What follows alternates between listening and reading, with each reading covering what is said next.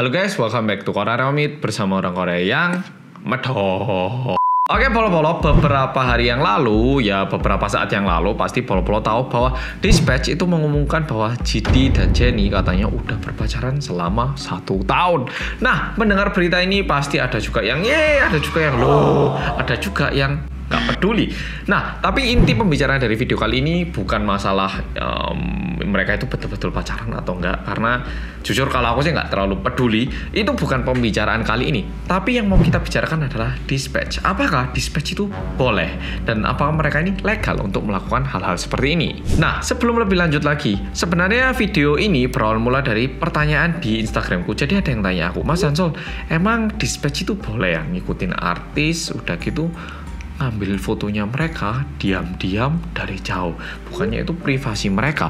Apalagi di Korea kan privasinya itu lumayan tinggi, dan di Korea itu ada yang namanya cho상권, itu kayak portraits right, alias kalau ada seseorang yang ngambil foto aku tanpa izin aku dan aku merasa nggak nyaman, itu bisa tak tuntut, kecuali orangnya nggak sengaja ngambil gitu. Tapi aku bisa ke sana bilang, mohon maaf tapi bisa nggak foto yang barusan dihapus, aku punya hak gitu loh. Jadi setiap orang itu punya hak atas mukanya sendiri. Makanya kalau misalnya di Korea ada orang ngambil foto, ataupun mungkin Polo-Polo waktu liburan ke Korea ngambil foto terus ada orang kejepret, ada orang yang merasa gak nyaman, atau waktu kita selfie ada yang menghindar, itu alasannya kayak gitu. Korea yang punya portrait right kok bisa Dispatch ini foto-foto artisnya, foto-foto kehidupan pribadinya, rumahnya kayak gitu, masa boleh Mas Ansol? Nah, ini pertanyaan yang bagus banget menurutku. Jadi kalau langsung tak jawab, jawabannya adalah ilegal. Ya, jawabannya sebenarnya ilegal. Mereka nggak boleh ngambil foto orang seperti itu. Dan Dispatch sendiri ini merupakan perusahaan yang memiliki visi kayak, kita publik juga memiliki hak tahu atas orang-orang publik figur ini.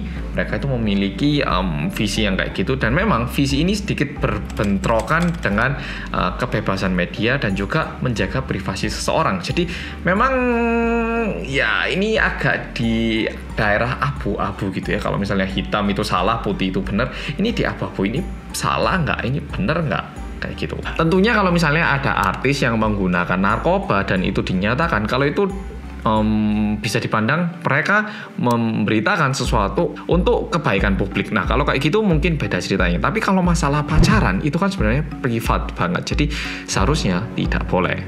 Nah, mungkin banyak polo-polo yang mikir, loh Mas, kalau kayak gitu kan seharusnya ditutup, ataupun pemerintah tidak boleh membiarkan dah. Bahkan netizen kan nggak boleh berdiam diri. Betul, aku setuju. Dan sebenarnya sudah pernah ada petisi akan kejadian ini. Jadi netizen mengunggah di kayak website halaman kepresidenan Korea. Di Korea itu bisa kita ngupload petisi tentang ini, masalah ini. Dan kalau yang menyetujui melebihi 200.000 orang, bukan berarti petisi itu dijalankan, tapi akan menerima jawaban dari kepresidenan. Dan ada orang yang mengupload, tolong media yang suka mengumbar-umbar kehidupan pribadi artis ini ditutup saja. Dan disetujui kira-kira oleh berapa orang? 200.000-nya ini kan batas ya. Ternyata disetujui oleh sebanyak 200.010 orang. Jadi akhirnya kepresidenan menjawab atas masalah ini. Nah, mungkin banyak yang berharap, iya Mas, harusnya ditutup aja kan, itu kasihan artisnya gini. Ya, aku setuju, memang artis juga seharusnya punya kehidupan pribadi dan itu kebebasan mereka. Tapi dari kepresidenan memang bisa presiden kalau mau menutup perusahaan gitu ya. Mungkin di Indonesia juga misalnya presiden bilang, oke, besok koran ABC tutup, bisanya bisa. Tapi presiden tidak ingin melakukan itu karena media itu memiliki hak untuk memberi suara. Dan kalau misalnya presiden itu benar-benar menutup media, itu bahaya banget ya. Bayangkan kalau misalnya karena ada satu media ditutup sama presiden, itu bisa jadi lebih kayak negara komunis sudah. Dan media itu sebenarnya bahaya banget kalau misalnya sudah mulai ditutup dengan wewenang presiden. Bayangkan aja di Indonesia, misalkan ada orang mengkritik artis A gitu ya, langsung sama presiden ditutup. Nah, kalau udah kayak gitu, ke depannya ya nggak tahu siapa presidennya. Ketika presiden nggak suka dikit juga bisa ditutup. Akhirnya berita-berita ataupun info-info yang beredar itu bisa jadi dikontrol sepenuhnya oleh pemerintah, dan itu tidak baik karena bisa jadi negara diktator. Oke, Oh ya, by the way, kalau misalnya media itu ditutup kayak gitu, aku yakin nggak cuman mereka yang marah, media-media yang lain pun juga merasa marah karena kebebasan untuk bersuara ataupun beropini itu sudah berkurang ataupun sudah dicemari. Tadi kan Mas Hansol bilang ilegal lah, kok sekarang dibiarkan? Masalahnya ilegalnya itu bukan ilegal secara pidana, tapi perdata.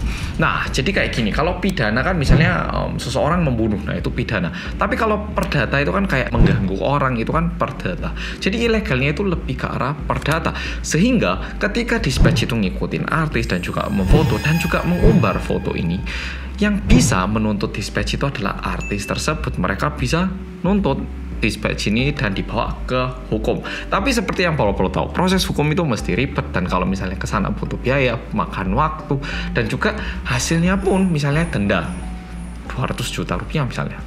Itu memang nominal yang gede banget buat kita. Tapi kalau misalnya buat artis, apakah mereka menuntut hanya untuk uang 200 juta rupiah? Enggak toh. Nah, itu yang bikin Dispatch itu bisa dibilang terus-menerus melakukan aktivitasnya yang kayak sekarang ini. Dan bahkan pernah ada kejadian kayak keluarga konglomerat. Jadi misalkan nih ya, keluarganya Wings Food atau keluarganya Sampurna atau Gudang Garam, mereka lagi ada pertemuan keluarga dan ternyata Dispatch ini tahu, akhirnya mereka foto. Ternyata istrinya presiden direktur ini tidak ikutan, kemungkinan mereka cerai. Mereka itu sempat mengunggah berita kayak gini dan akhirnya dituntut. Dan akhirnya Dispatch itu disuruh bayar sekitar 200 juta rupiah. Tapi buat orang konglomerat, apa itu penting? Apa yang dicari itu duit. Dan untuk Dispatch-nya sendiri, mereka sudah mendapatkan apa yang mereka mau. Nah, sekarang Polo coba kita pikirkan, apa yang Dispatch mau dengan mengunggah berita-berita seperti ini? Jawabannya adalah perhatian dari orang-orang. Sama aja dengan YouTube. Mungkin Polo udah ngerti, kadang itu ada YouTube masuk trending padahal isinya itu sampah. Kita udah ngerti ya. Aku bukannya menjelekkan channel ABC, aku nggak bilang. Tapi kita udah ngerti, konten kayak gini kok trending. Tapi yang bikin konten-konten kayak gini trending adalah karena kita memberi perhatian, kita ngeklik dan kita menonton, bilang, duh kok kayak gini sih, dan ditonton masalahnya. Dan itu yang dicari oleh mereka. Jadi kalau misalnya Dispatch itu ngupload dan nggak ada yang lihat, nggak ada yang nge-like, nggak ada yang nge-share, tentunya mereka pasti akan berhenti melakukan hal-hal seperti ini. Tapi buktinya setiap kali di-upload, duh kok ngupload meneh sih, duh di-share ke teman A, ini loh kamu udah lihat mereka ini ngupload gini lagi, di-share ke teman B, ke teman C, ke teman D, ke teman E, ke teman E, teman F, sehingga ini ramai dibicarakan dan akhirnya mereka mendapatkan perhatian yang mereka mau. Dan tentunya kalau misalnya kayak gini, kemungkinan besar mungkin mereka juga menghasilkan uang dari iklan-iklan yang masuk ke Dispatch. Ini benar-benar perkiraanku, jadi aku nggak tahu benarnya apa, jadi jangan disalahpahami. Tapi intinya mereka itu sudah mendapatkan perhatian dari netizen, entah dari Korea ataupun dari luar negeri. Jadi mungkin ada polo-polo yang bilang, oh ini Dispatch ini benci banget sih sama artis-artis. Mereka mencari perhatian, dan polo-polo yang membenci Dispatch ini sebenarnya kemakan dengan jebakan mereka. Itu yang mereka cari. Ya, jadi kayak gitu. Semoga video kali ini singkat, padat, dan jelas. Jadi polo-polo, kalau nggak suka Dispatch, jangan di-follow, jangan dilihat, jangan di-share, jangan dikasih perhatian. Kalau polo-polo lihat, kalau polo-polo komen, kalau polo-polo marah, polo-polo DM, polo-polo share, polo-polo unggah di video di YouTube ataupun di mana mereaksi berita itu, yaitu bentuk dari dukungan kepada mereka. Oke polo-polo, makasih sudah menonton video kali ini. Semoga polo-polo udah jelas dengan Dispatch apakah mereka ilegal atau tidak di Korea. Oke polo-polo, makasih sudah nonton video kali ini dan sampai jumpa di video berikutnya.